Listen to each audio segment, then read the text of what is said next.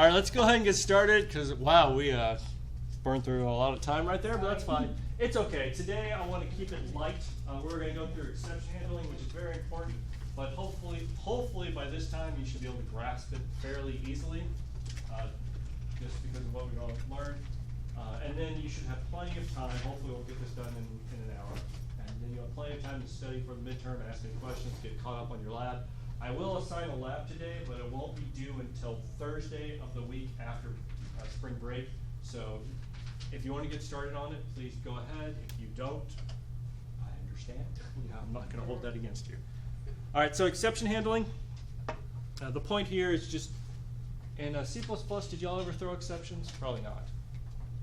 No. Not on purpose. Not on purpose.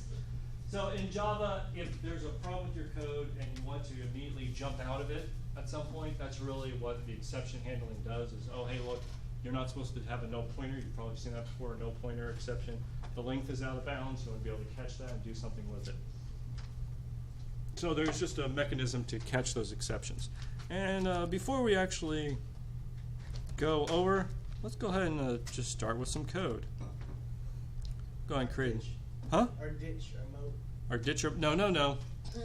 As I learned, always start fresh each time. I like that. Simulate a moat. So we'll have an exception fun, for lack of a good term. Sure, we'll add that to get. And we'll do public static void main string args. All right. So if there's a there's an exception of some sort that might be, let me just show you the basis of how you would handle exception. So if we have a string s equals null, and then if we did something like s system.out.println s.length, what is that going to do? Gonna print out the string. What is this code actually going to do? Because I'm setting s to null, which means it points to nothing, and then I do s.length. What happens? An exception. An exception. Yeah. What type of exception? You've probably seen this before. A null pointer exception. Where have you seen this? Everywhere. Everywhere. Because your professor always passes null every time to your classes. Yeah. Trying to get y'all used to that. So let me go ahead and run. Let's go ahead and run that real quick just to show you. Java. Null pointer exception. And it even tells you where it is right here. So if you want to handle the exception so that it didn't stop your code, because for example, maybe we're down here and we do system.out.println end of program. If I were to run this, would end of program be printed out? No. Because we had an exception. So with exceptions, you can catch an exception, and that's the big deal. Can y'all see this in the back? Yeah. Kind of. Good old. All right. I'm going to stealth mode.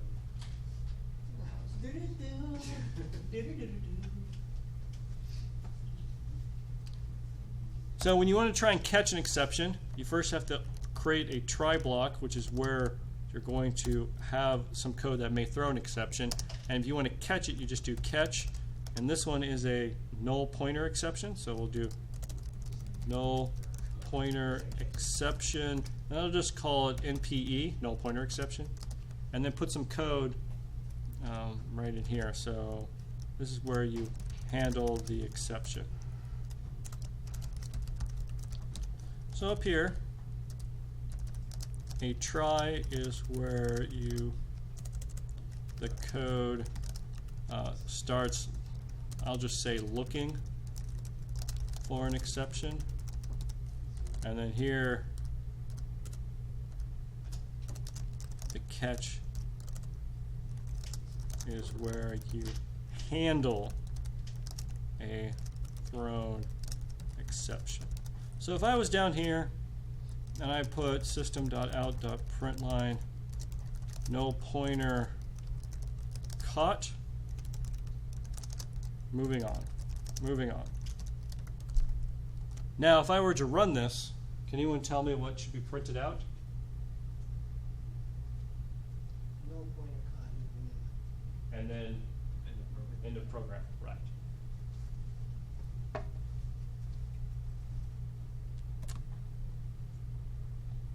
null pointer caught, moving on into program. Because the null pointer exception was thrown in here, and then it jumped, caught it in this catch block, printed out whatever was in this code, and then printed out into program. So you can't catch an arbitrary issue, you have to know what the exception type is going to be. Yeah, the exception actually, ooh, that's a great question. Hold on, you stated a lot of things. So one, the exception has to be thrown in the try block for it to happen. Which And- means what? Which what? What's that mean? That means, first off, if I took this and put it up here, Oh, the try block. yeah, the try block, and I hit play, it's now going to exception because it was thrown outside of this try block, because only inside the try block you can actually catch the exception. So that's the first thing, is your exception has to be inside of a try block for it to be caught. And then your next question was, does it have to match the exception exactly? Was that your next question? Yeah, like if you get like a different type of exception. So the answer is no. Let's see if I can drive the answer. Let's go over to Java and let's go look up Java null pointer exception. Now notice that's the catch is like a function that's being passed a null pointer exception. All right. So null pointer exception, Java 7. It's a null pointer exception. What else, looking at this hierarchy, because null pointer inherits from runtime, which inherits from exception, which implements throwable, which extends object. So, so what else could I put inside of this catch block for it to still work?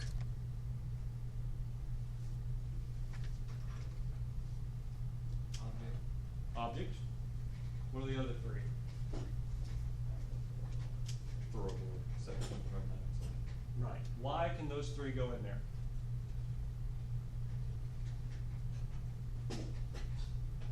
It's throwing a null pointer exception, and a null pointer exception is a Exception. is an exception, is a runtime exception, is a throwable, is an object.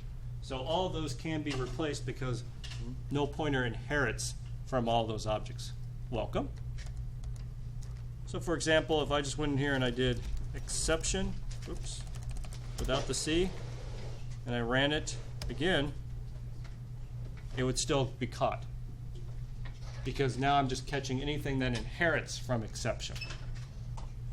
I'm going to go ahead and move it back because this is a little more accurate. So that was a great question. Did that answer everything? Yes. Awesome. Well, that just explained most of the material. All right. Now,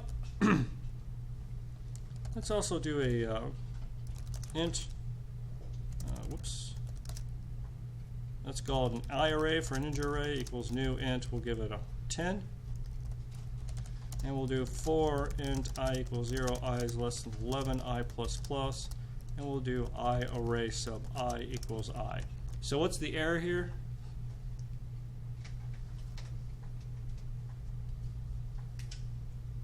Create an array with 10 elements, and we go from 0 to essentially 10, setting those from 0 up to 10. One extra. It's one extra, so it's a, do you recall the exception? Index out of bounds. Yeah, let's see what it is. I think it's array out of bounds. Array index out of bounds exception 10. And he moves it up here. Notice we were trying to catch the null pointer, but we didn't have anything that matched array index out of bounds. So it didn't know to jump down there. So what could we do? Well, we could put in another catch block for array index out of bounds exception. I'll just call it IAOOBE just for lack of a better term. Do system.out caught the array index out of bounds. Moving on. All right, so what should this code print out when I run it? I'm asking you these questions because I'm going to give you an exception block and ask you what is the printout of this code. Null It's pointer gonna caught put out on all three of the array. Okay, so we have heard different things. I think one person said no pointer, right? I think both. You think, okay, you think no pointer, moving on, then caught array index, moving on, and then into program? All right. So let's see what it does. Let me get rid of that. Caught the array index out of bounds, moving on. This is the first. Because what happens is the code's executing this loop, keep executing, all of a sudden an exception is thrown. It jumps down to here, prints it out, and then jumps out of all the catch blocks and goes here. So that no pointer exception never happened because it jumped out of the loop. All right. Now just to switch it up a little, what if we take this guy and move it up here? Now what will be printed out? Just the no, and then No pointer caught, moving on, and then end program. into program, right? So the the catch of the array index is not printed because that's not the exception it was handling.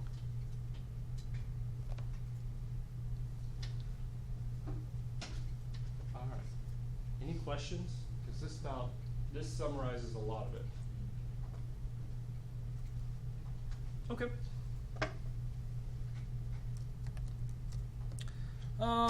Yeah, exceptions and errors. When we try to divide by 0, usually terminate. So an exception allows us to handle an opportunity to recover from an abnormality. No pointer exception, array out of bounds, divide by 0, out of memory. Here's the hierarchy. We looked at it a little bit. Let's see, what do we have?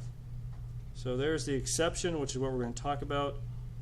Runtime exception, and then down over here would be a no pointer exception as well as an array index out of bounds exception. But notice that there's a hierarchy. Of course, they all extend of object and they all extend throwable. And exceptions, which is what we're talking about today, is a type of throwable. So that means that if we were to jump over here and we did catch exception E, system.out.println caught a generic, bless you, exception, moving on. So if we run this, it should still catch the null pointer. But let's say for sake of argument we tried to do int b equals 100 divided by 0. Then we print that. Now it's going to try and do caught a generic exception. It's actually divide by 0 exception, but Java tried to match the exception with the proper catch block, and the only one that was legal was the regular exception, so it matched it to that one.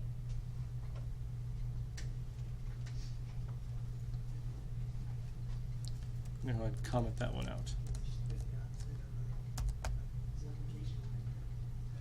All right. So the big trick, one of the big tricks with Java is this idea of checked versus unchecked exceptions.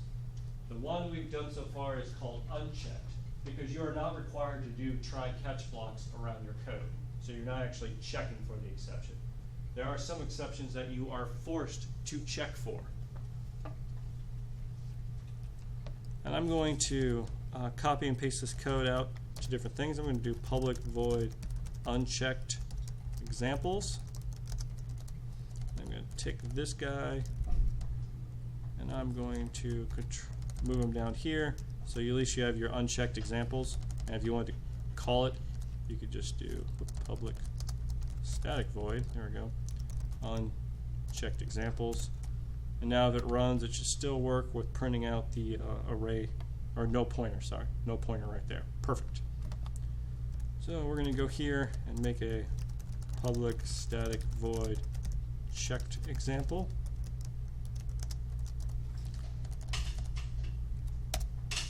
Welcome. Thank you. So there are certain functions that you do have to, certain things you have to check for. For example, if you were to open a file, which we've not talked about file reading and writing. Did y'all do file reading and writing in previous one? All right. Yeah. All right, good.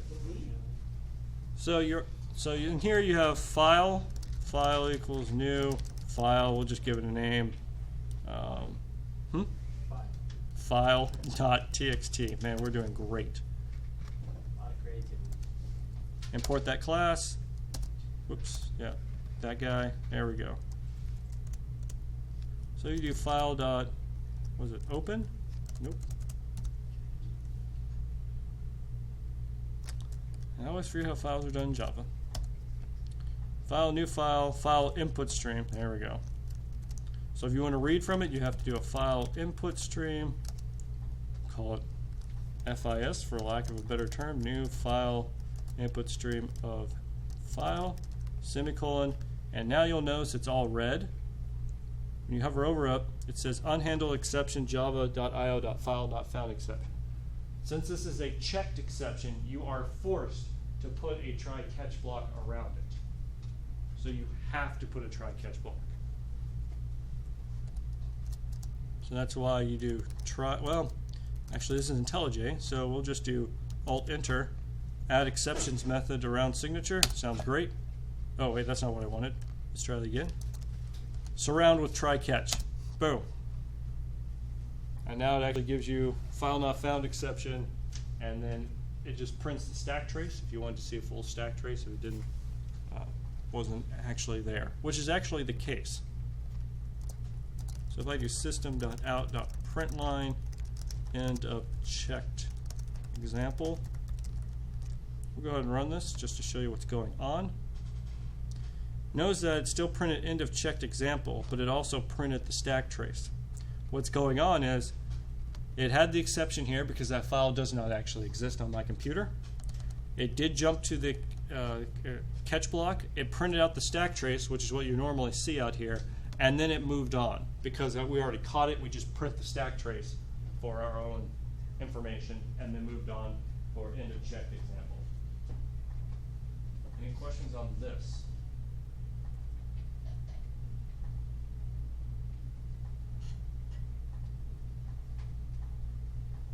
Okay. All right. And now let's try and pull it all together. What type of exception would you like? What do you find that's so exceptional?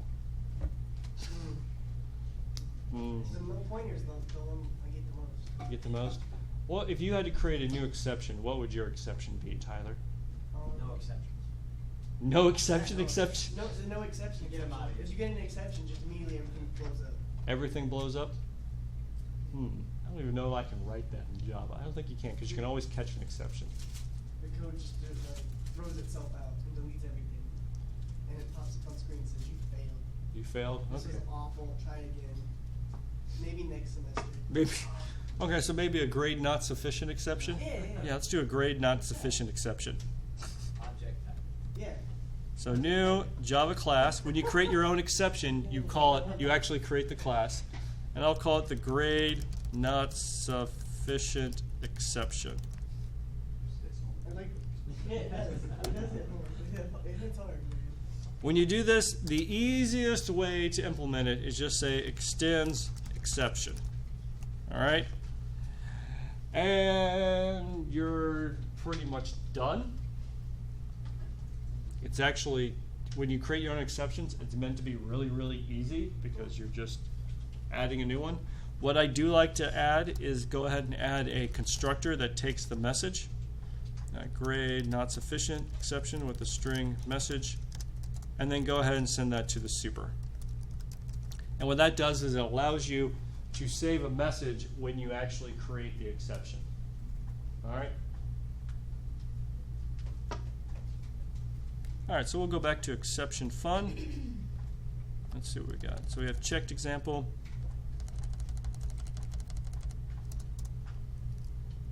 And we'll do a void static. Oh, I should put a public in front of that. Public static void. We'll do print grade, and we'll do int val. And we'll have it throw. What are we throwing?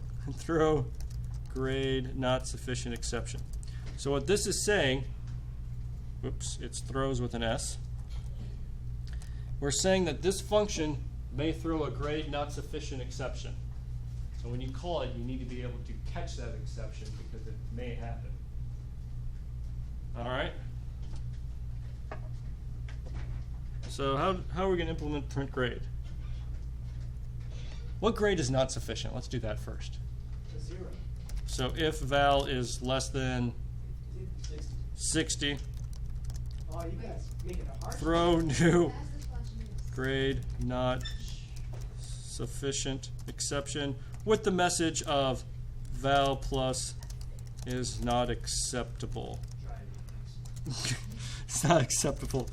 Try again next semester. Wow. Ouch.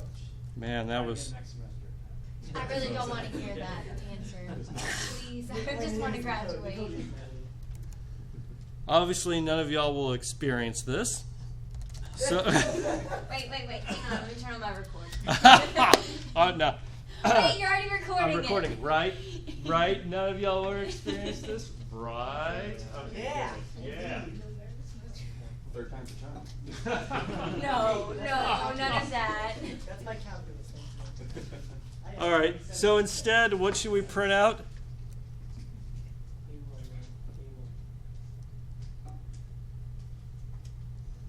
So if val is greater than 60, or greater than or equal to 60, and val is less than or equal to 70, we'll just do system.out.println.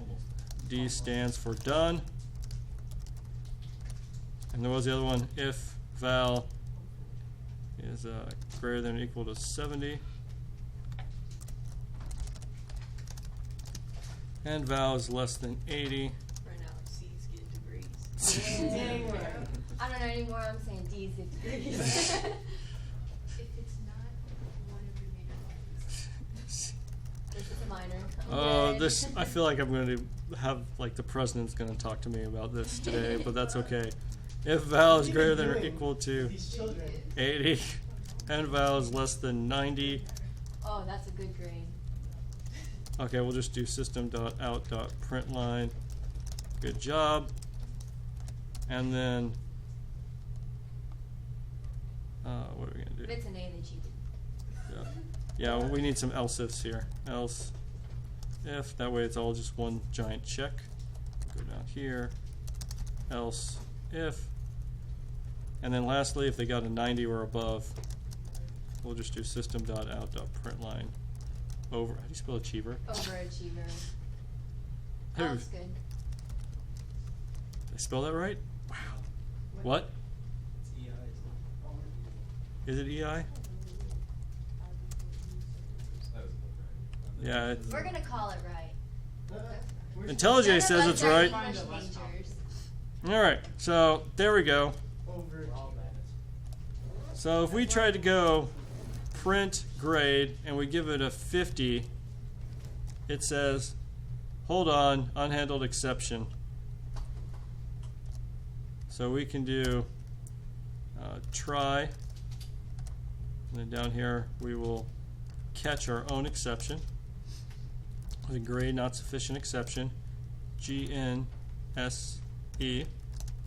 We can do GNSE dot print stack trace. That sounds great, and then we'll get out. So we'll try and print 50. Let's see what happens. Oh, we should get rid of this checked exception real quick. There we go. Now let's try it again. 50 is not acceptable. Try again next semester. Notice that it, yeah. It's through a grade not sufficient exception, then it printed out our message, which was not acceptable. Try again next. Let's put an exclamation point.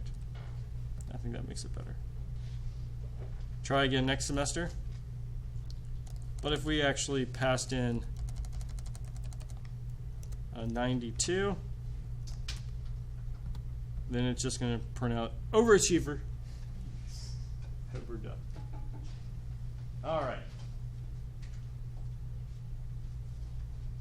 Okay. Let me see. Any questions so far? 'Cause we're cruising right through this. Is this sticking fairly well?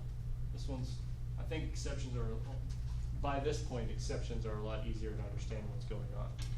Well, we get them all the time, so Yeah, but you experience them all the time. Now I'm just telling you what's going on. Yeah, everywhere. Okay. All right. Let me think of one last.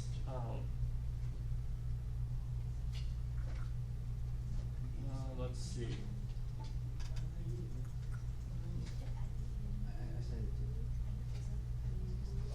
Okay.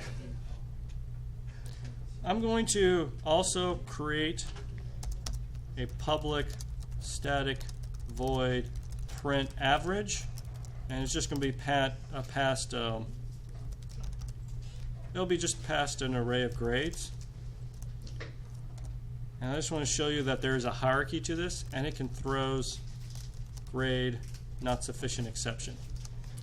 So the point here is that you're going to pass it a bunch of grades, and you'll go int average. It will start at 0, so we'll just do for int I equals 0, I is less than grades dot length I plus plus. So we're first for the average, we're going to just sum up all the grades, and then we'll go ahead and divide it out by grades dot length, and that way average should be an integer representation of the grade. Obviously, since it's an integer, it is truncating, but that's perfectly fine. Everyone see what I'm doing here? All right. And then we'll just call print grade with the average. I just thought of a really good exception. Yeah? It's an exception for those people that lift their truck so high that you have to jump in it, like a running start. Oh, yes. Yes. Okay. The too high exception are the climbing is impossible. It's Oh, let me get this. give me a minute. All right, so if we, so now we're in here. We'll do print average, and we'll pass it, we'll go 70, 30, 20. Ooh, I didn't like that. It is. New int. There we go. All right, so I'm just passing it 70, 30, and 20, which means down here, yeah, it's going to get 70, 30, and 20. It's going to compute the average, and then it's going to call print grade. What's print grade going to do with the average of those three? Well, what is the average of that? Is it less than 60 or greater? Less than 60. All right, so then what would print grade do? Throw the exception. Throw the exception. And since print average throws the exception, it's going to pass it along up the chain. This is the last trick of exceptions that we have to keep in mind, is there is a train, if once it's passed, it's going to keep following up the stack until it finds a place to catch it. Grade not sufficient exception. Notice that I can go to line 56. That's where it was thrown. It was also started here at line 79 of print average, but was initially called when I called print average here. So notice that there's a stack where I called print average, which eventually called print grade, which called exception fun right here, and that's where it was actually thrown. So do you see how it can jump? When you have a deeply nested hierarchy, which happens in all real life applications, there may be 10, 20 function calls that it has to go by before it finally catches the exception, and that's just normal. So it's important to realize that it can be passed up the chain.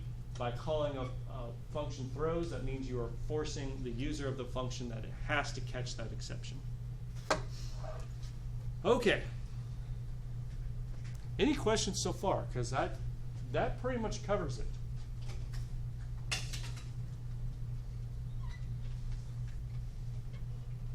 I'm going to go over the slides just to make sure I didn't miss something, and then I'll just do the lab, and y'all should have plenty of time to study for the midterm or do your lab work. I have a million questions on lab. Great. And that's why we're going to finish early. When's the lab due? Is lab? 5? Yeah, hang on a second. Let's get through exceptions real quick.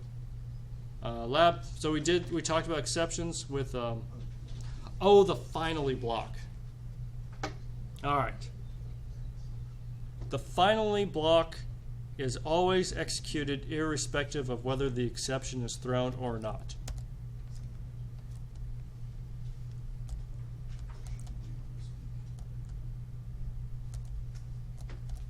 So if we put finally, actually I think a better position to show finally is, I'm not going to put it here, I'm going to comment this guy out. We'll go back to the unchecked example. We'll go ahead and print off 92. And then unchecked example, we can have a finally block, and we can system.out.println, I'll just call it getting out of the try catch. Alright, so when I run this, it's going to get a no pointer exception right here because that part's commented out. So it's going to print out no pointer caught, then it's going to run the finally clause, and then it'll say end of program. And they'll actually say overachiever because we're printing something else out. No pointer caught, moving on, getting out of try catch, end of program, and overachiever for that last one. If there were no exceptions that occurred, it is still going to put getting out of try catch because finally is always executed no matter what the happens in between. You're just ensuring that something happens at the end and then end of program. Can anyone think about why we'd want to have a finally clause?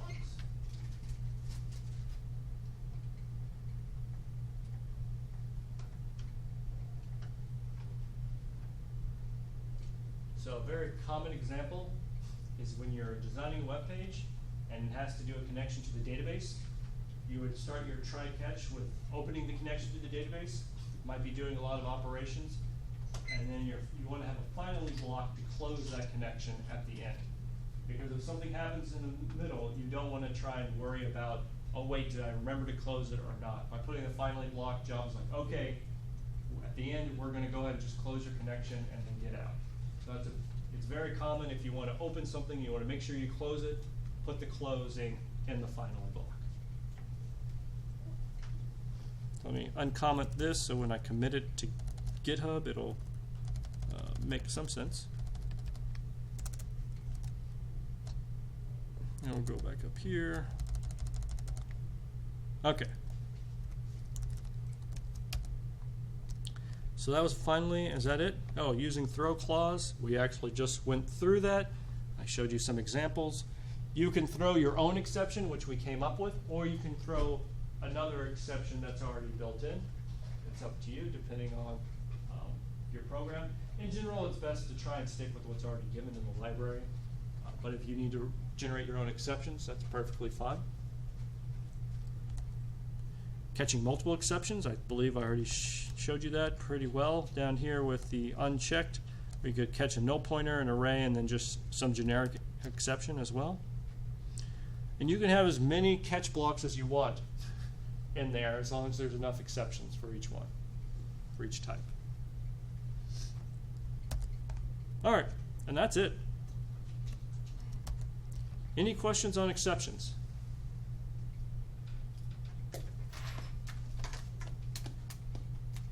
Nope. All right.